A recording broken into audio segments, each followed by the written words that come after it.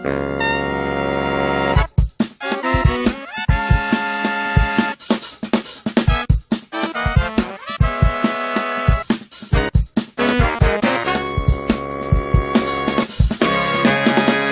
don't understand what they're saying.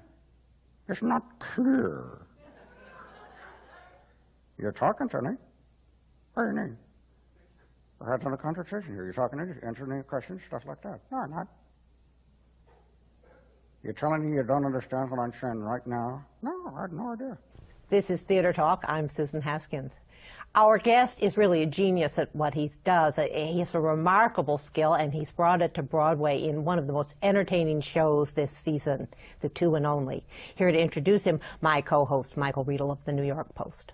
I thought Jay Johnson's show, Two and Only at the Helen Hayes, was really one of the best things that I've seen in a long time. He brings back a kind of lost art of ventriloquism. He is a great ventriloquist. He's a very entertaining stand-up comic, and you know him, I suppose, if you've been around long enough, from Soap, but he's now a Broadway star, and we're delighted to have him here on Theater Talk. Hello, Michael. Hello, Susan. Nice to be here. And congratulations on the success of the show. Thank you. We're having a great time. All right, now I want to ask you, I think the world of this show, and ventriloquism is very interesting. But there is an aspect of it which I still find a little bit creepy about ventriloquism and ventriloquists. And that show gets into it, particularly when you start talking about your mentor, a fellow who was a ventriloquist and who carved dummies.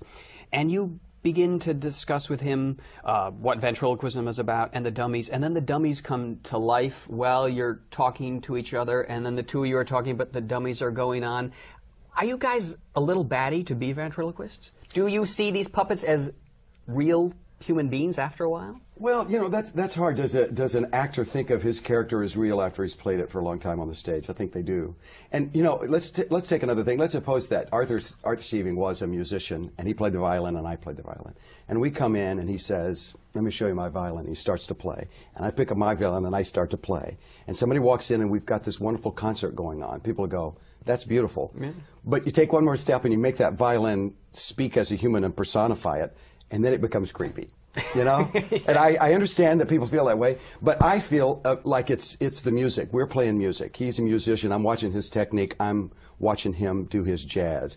I'm going to come in and fill in with my jazz. And so, yeah, we're all talking at once, but we're playing music. No, let me take you to another place. Sure. There's a segment in the show where you talk about how your old, not dummy, what we call him. Wooden American. Wooden American. Squeaky, that when you got the job as Soap, that they said, well, Squeaky's too sweet a looking puppet, we're going to give you a harsher puppet. And you have a wonderful scene where you discuss that Squeaky's not getting the part with him. Right. Now, I'm not saying that scene took place in reality, but see, there's a dialogue going on between Squeaky and me and Bob and me and all the characters all the time, because that's the way you think. You know, you're thinking about your art form. So no, that's just the personification of what my emotions went through, because this was a big change. I mean, Charlie McCarthy was always with Edgar Bergen from day one. Right. Jerry Mahoney was always with Paul Winchell, and Danny O'Day was always with Jimmy Nelson.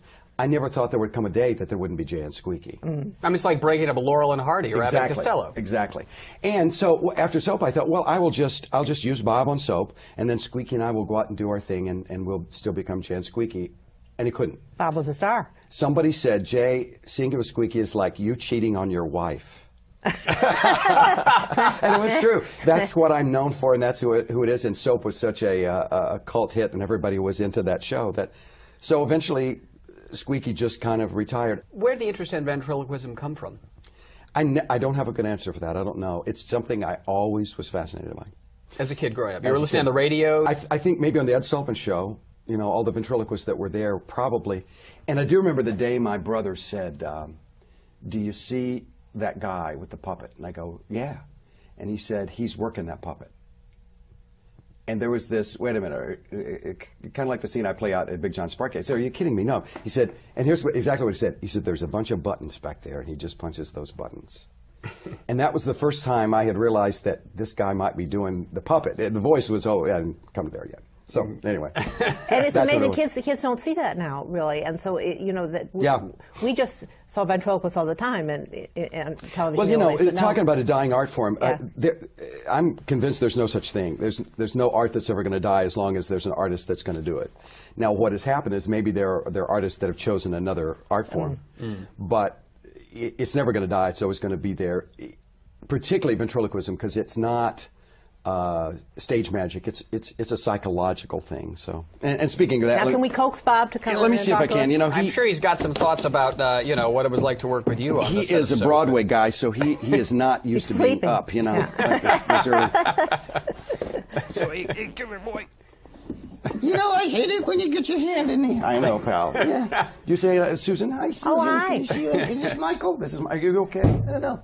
Yeah. Boy, what time is it? Here, let me. You want some water? No, I'll work. Okay, all right. I don't want to work. Welcome to Theater Talk, Bob. Well, thank you. Are we talking theater? We're talking theater. I'm glad to exactly. talk theater. I was curious to know, Bob, do you have any theater credits? Did you do any Broadway or musicals in high school or My anything? uncle like that? is the stage at the Schoenfeld. I didn't know that. It's true. He's actually the stage. Actually, the stage. Yeah. Good guy. He's been there more than I can say. And were you always in love with the theater when you were growing up, Bob? I mean, you listened to a lot of old cast albums. Were you kind of a show queen puppet? Excuse me? Did you say show queen? Yeah, a show queen puppet, yeah. No, I don't think I could say I was a show queen. I was more of a violin kind of guy. Does that mean you like to play the violin? No, he's going to be a violin. Really? I didn't know it. I wasn't cut out. It's an early morning to do those kind of jokes, Bob. I don't care. Now, Bob, we were What talking. does that guy do? Does he have a job? Hey, stop. Leave the man alone. Get a job. He's just sitting there. It's all right. So are you. I guess I am. Bob, Jay was telling us about when he first met you on the set of Soap. Boy, it was the best day he ever spent. Exactly. What was your initial reaction to meeting him? Did you know anything about him? Had you heard about him, or is he just sort of a You know, guy? I was hoping for a girl ventriloquist, but they didn't have one. It would have been great. Had her hand in my back, you know. Did you have a hand in selecting who your partner would be on the show? Not Or a did you- bit. They didn't give me any creative control, and I am ticked off about it. Well, but it worked out. Not especially. Well, we did. No, Bob was there when I got there, and I remember the day I met Bob. We walked in, and you were in Andy's office, right? Yeah, looking at Jay going, oh, crap. This is a guy? No, we had a good time. It was okay. Yeah. When Soap ended, was there a period of a kind of a lull in your careers at all, and you sort of think, well, what are we going to do with this act? I mean, where's ventriloquism Yeah, heading? you know, you might think so, but not at all, because at that very moment, comedy clubs had just appeared. And so instead of Bob and I starting, at the bottom and being the opening act and the middle act, and then you get on material to be we started as the headliner. So we immediately went into all those clubs as a headliner, and literally, should I tell? You can tell because it's okay. It's over now. Okay. Bob and I actually made more money the next year after we left Soap. Really? Because we were doing clubs and the Wow. sky was the limit. So it was the greatest thing ever happened to us. Yeah. Bob and I went into You look the natural. corporate entertainment world, which is very high end, and they treat you very well. And they don't sell tickets. That's right. They sell tickets. Yeah. Guaranteed So audience. so it's good. So the last 10 or 15 years before our Broadway show, that's what we were doing. Bob, are you all caught up in the life of a Broadway actor now? Well, I am. I've got my own dressing room, and, I've got the new cool kids coming every night. Really? Are there girls at the stage door waiting for you? Oh, yeah. Very, very nice girls. Now, but how are you keeping your youthful glow? I mean, you don't go out drinking or anything. A lot of work. Yeah. What kind of work have you done, Bob? Oh, you see this now on my face? This is exterior latex number 9. I haven't seen you on the circuit, though, Bob, because, the History Boys, cast of the History Boys, I used to see them at all the theater bars Yeah. like Angus McIndoe, which is just down the They street cut a from wide where swath, you are. yeah. Oh, you don't know the dummy bars. We got some bars, man. They got some stuff. They got wood alcohol. Wow. Oh, man, I love it. What's a dummy bar like? I don't know a dummy bar. Well, you should go with me sometime. You've been hanging around places. A dummy bar, man, they'll make you look cross-eyed. Here's a typical night at the dummy bar. What? Typical night? Yeah. 2 drinks, and here's what you do. Do you like it? Did that hurt? Yeah, that hurt. That's it. Get back. Yeah, it was going right there. That's a good trick, actually. Yeah, you don't try see it. that? Yeah, try it. We don't have too many guests on Theater Talk who can do that one. It's something the kids like. This is The Exorcist. Yeah, they love that. How do you divide up the paycheck? I mean, you get equal billing and Exactly. share in the royalties, and is there any Wait. tension there? Is this a paying gig? No. No, not this one. Well, I mean, into the stuff at the Helen Hayes. Well, yeah, there's a little, actors' equity thing that goes on. Uh-oh. I don't know why I just signed this out. Well, Bob, here's the deal. See, I take care of your room and board. My room is a suitcase. The board? You're looking at it. Okay, I knew it was coming. Sorry. Hey, he can't help it. There's no representation, I guess, for wooden Americans yet. This is something you No, should bring up I at think I Actors just start Equity. the agency. Yes. There's a lot of dummies in the business, but there's no dummy agents. Oh, well. Just agent dummies. or vice versa. Something like that.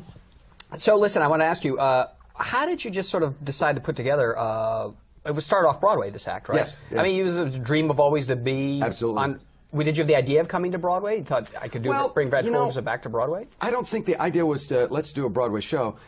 The idea was let's do a show in a theater. Let's do a theater show. Let's do a theatrical show that's not a club, that's not a restaurant, that's not a corporate show. Let's do a show in a theater where we can use all the colors and all the theater craft, and that was the goal. And then we got really, really nice notices off Broadway, and then they said, you know what?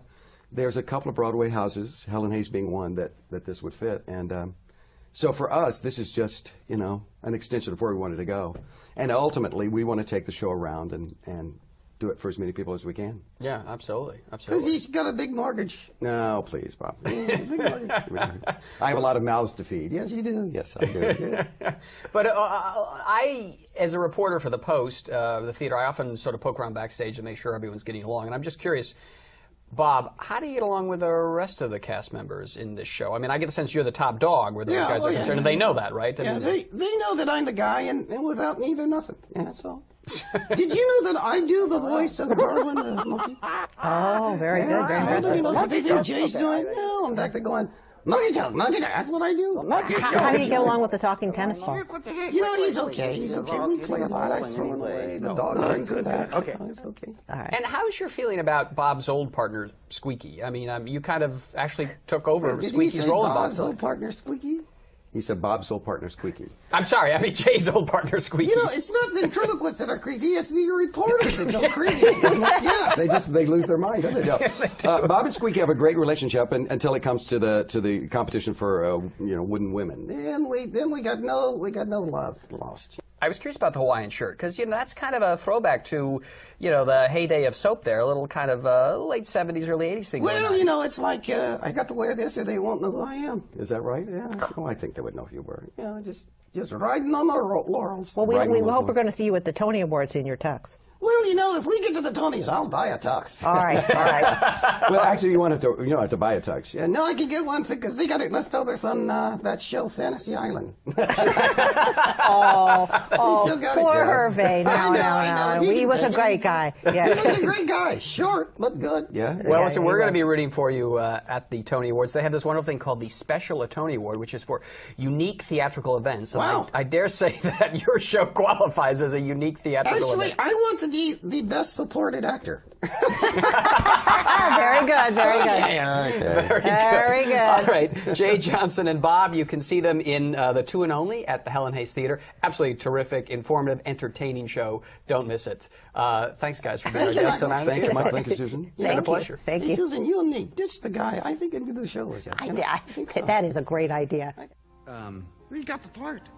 Yeah, but see, they also told me, the agent told me that they don't What? they don't think that you're right to play this Bob. Well, didn't they like what I did? No, they liked your audition. It wasn't about your acting ability. They think you're a very good actor. Well, I think so. But it's all about the look. What? See, Bob is a really mean character, and they don't think you look right to play that part.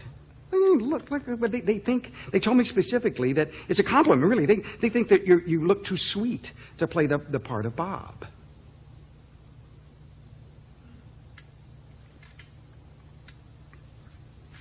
well, get a fucking chisel. Wait a minute, I got a better idea. A clean break, we buy him out. Buy me out?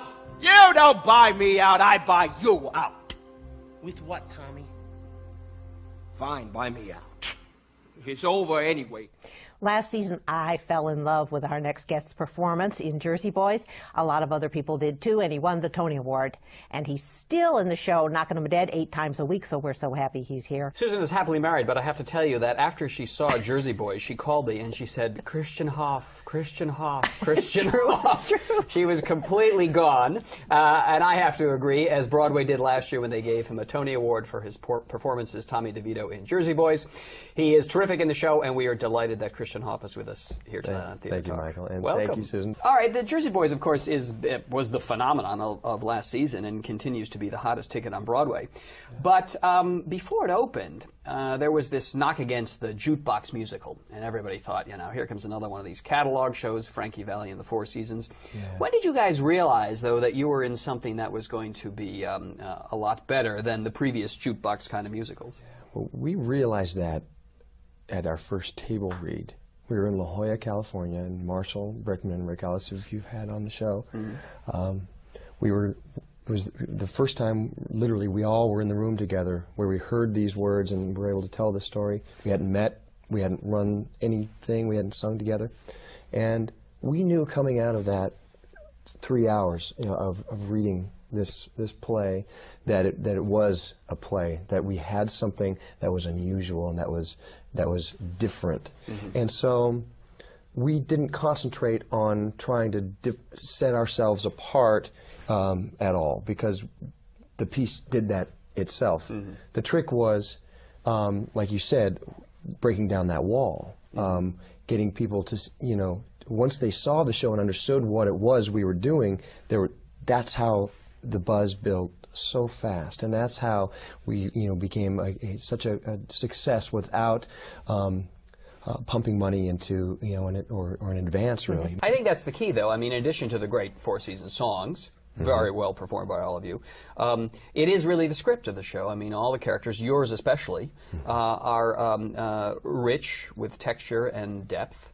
And some, you know, the tragic aspects come out, and that must be what pulls the audience in emotionally each night. I mean, you know better than I. You're there. Is that it? They get involved in the lives. I think that's what it is, and I think that by the time we get to about 45 minutes into the show, they've invested, the audience, have invested their own experience into what we're going through as human beings and as men and as people striving to make it. Right, in their individual chosen fields, or trying to run from the alternative, in this case, perhaps a life of crime. Yeah. Or, in your case. Yeah. Yeah. So that's interesting, and I think that genuine enthusiasm that we get from the audience has solely to do, by that point, with the storytelling and with these characters' experience. So by the time Sherry comes around, the big song, the first hit for the Four Seasons. Basically, the first time we sing a Four Seasons tune that anyone recognizes, right.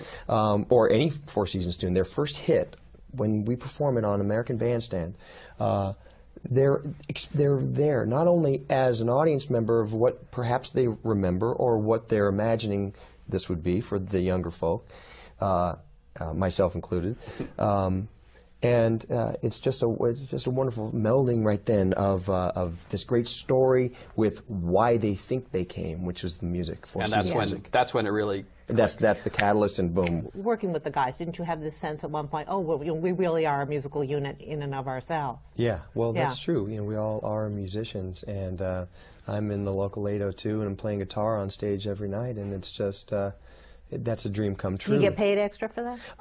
We'll talk about that later. It's the Sweeney Todd John Doyle rule, I think. It's basically, yeah. Now, you play Tommy DeVito, yes. who is...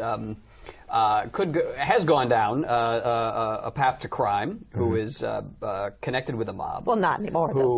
But in the play and in his real life, because this is based on his real life, you, I assume, have met Tommy DeVito. You spent time with Tommy DeVito. Yeah. What is he like, and what advice did he give you in playing himself? When we first spoke, I tracked him down on my own. Really? Yeah, and I wanted to speak with him and let him know that I would be playing him just out of sheer respect for portraying another person. Mm-hmm. And he called, and I found him on the internet, believe it or not, an address, you know, and I wrote him, and lo and behold, he calls me, and we had a 10-minute conversation. I was on my honeymoon at the time. And by the end of that 10 minutes, I really had a sense of who this guy was, and not only vocally and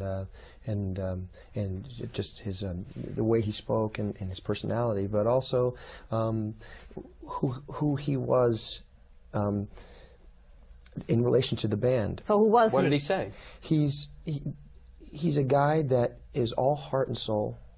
He would protect these guys and did protect these guys for years. He kept them, out of trouble. He kept them fed. He kept them clothed. He bought all the, he got the money to basically support the band at a time when there were a dime a dozen. Every corner bar had a house band, right? Mm. And these guys would, even just to make it on your block was a triumph.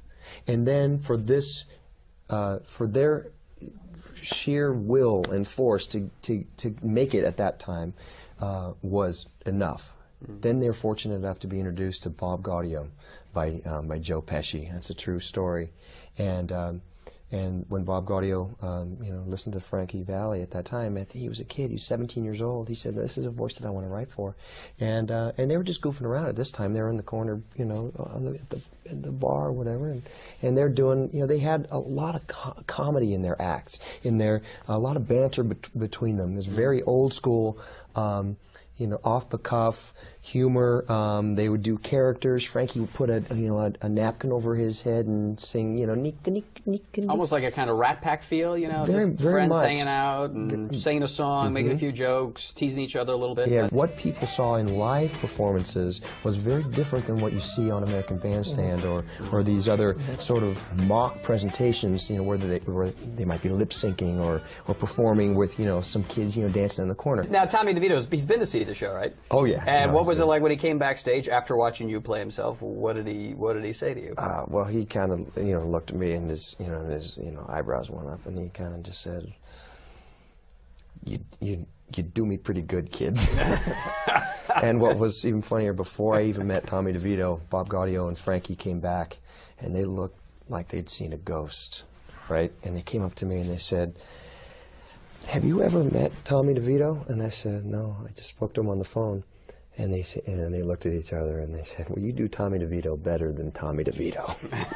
So I think they thought I was channeling him a little bit. But that's an interesting thing, because I don't work as an actor. I don't work from the outside in. That's not natural for me. I do love to take aspects of real people's lives if I'm fortunate enough to be playing a person that was living and breathing, and if not, then I try to come up with that information on my own. But basically it's an inside-out thing. I find what essences that I have and draw on my own personal life experience to bring characters to life. I'm interested when you say, though, that you were able to draw on, when you create a character, you draw on things from your own life. I mean, what do you look on in your life you think, I can use this for Tommy DeVito? I mean, where is the connection between Christian Hoff and Tommy DeVito, aside from your involvement in the mob? Yeah, well, in spite of my mob ties, or in addition to my mob ties, basically, my identifying with Tommy DeVito was not by choice. I mean, you asked me what I did or how I went about it. That's something that's sort of innate. You just sort of go with your instinct on that. And I think as an actor, that's all we've got. In life, we have hope.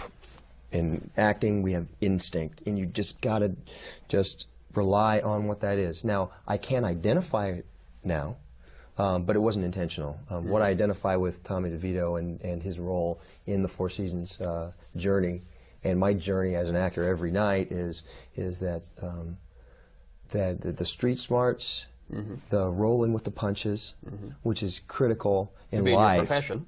And in your profession, certainly. Yeah, absolutely, and that constant reassessing and redefining. If I remember reading a couple of profiles of you, you weren't, a kid to the manor born, so a bit like the Four Seasons. I mean, you had a kind of rough and tumble growing up. I mean, you didn't have friends who were in the theater, or you weren't related to anyone in the theater, so you had to kind of scratch and claw your way to the top. I guess I did. This was something that I chose to do as an 8-year-old.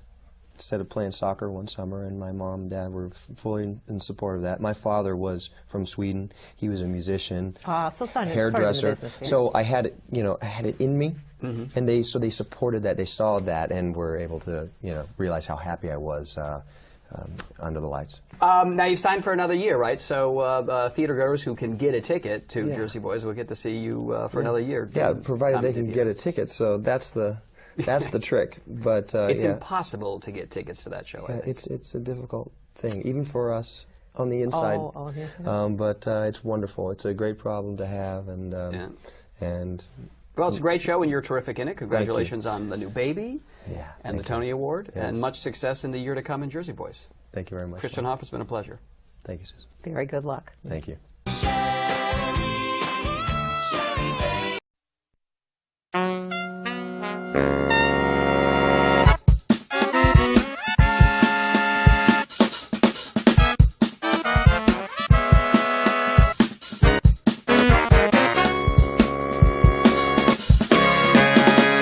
I don't understand what they're saying.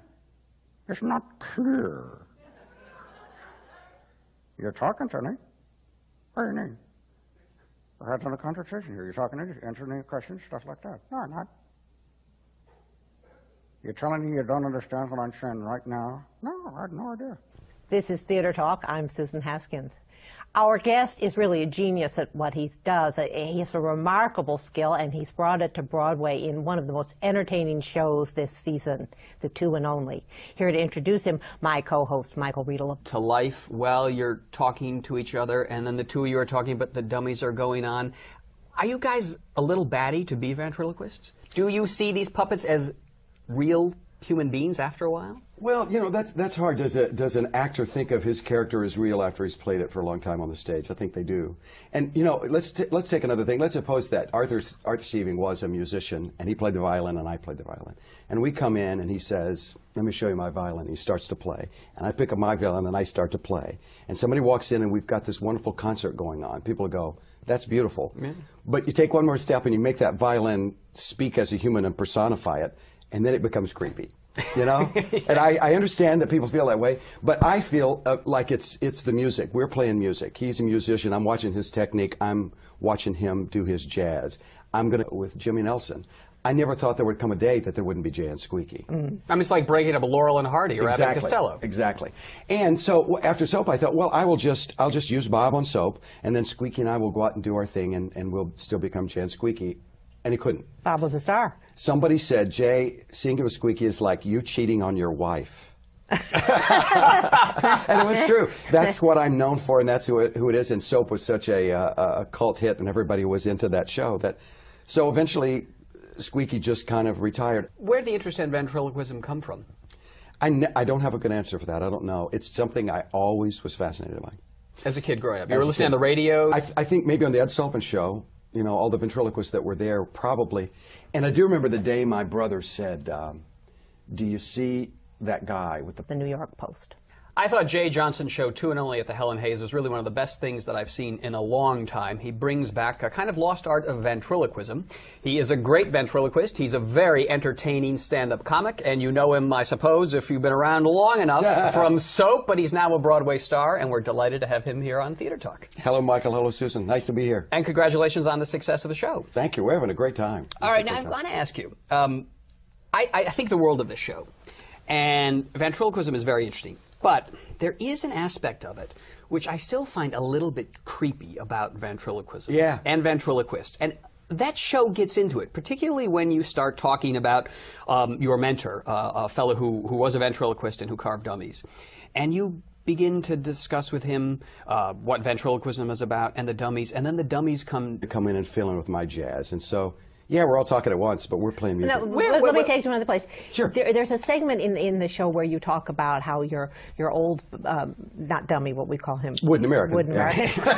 Squeaky, that when you got the job as Soap, that they said, well, Squeaky's too sweet a looking puppet, we're going to give you a harsher puppet. And you have a wonderful scene where you discuss that Squeaky's not getting the part with him. Right. Now, I'm not saying that scene took place in reality, but see, there's a dialogue going on between Squeaky and me and Bob and me and all the characters all the time because that's the way you think. think. You know, you're thinking about your art form. So no, that's just the personification of what my emotions went through, because this was a big change. I mean, Charlie McCarthy was always with Edgar Bergen from day one. Right. Jerry Mahoney was always with Paul Winchell, and Danny O'Day was always with